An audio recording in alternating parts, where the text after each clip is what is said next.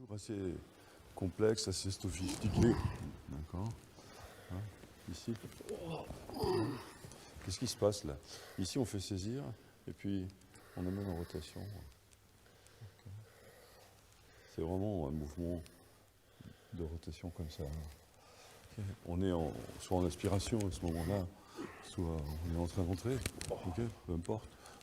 C'est quand même toujours mieux d'avoir les deux, l'aspiration et le déplacement en moté, les deux ensemble.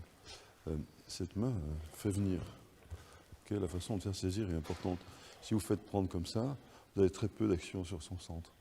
Même si vous arriverez un peu à le déplacer, c'est nettement mieux si vous êtes là. Si vous arrivez à être ici, vous avez une longueur ici qui est inférieure et qui fait que vous êtes plus efficace. Donc c'est vraiment important dans ces mouvements. Quand on est en flexion puis en extension, on va au bout de l'extension. Okay, la combinaison des deux, on regarde, on a un mouvement ici qui est essentiellement comme ça. C'est un peu vers l'intérieur, c'est franchement vers la profondeur, puis ensuite c'est vers l'extérieur. On est circulaire comme ça, on est comme ça. De l'autre côté, vraiment on travaille ce sens-là. Ne travaillez pas vers le partenaire, vous allez vous trouver en opposition. Là, si vous travaillez vers lui, vous allez vous trouver en opposition. Travaillez là. Travaillez le sens qui libère l'action. Okay. Vraiment vers là-haut.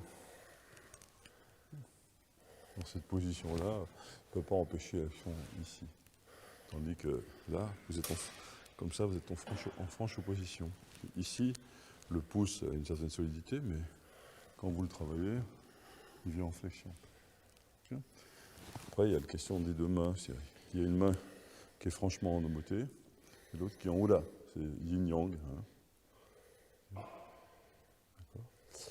Donc, à partir du contact, ici, il y a toujours, même si vous avancez, un mouvement d'aspiration. C'est important que le mouvement, même en positif, doit être fait dans une aspiration. Ne vous représentez jamais les techniques comme on part d'un point et puis on va là-bas.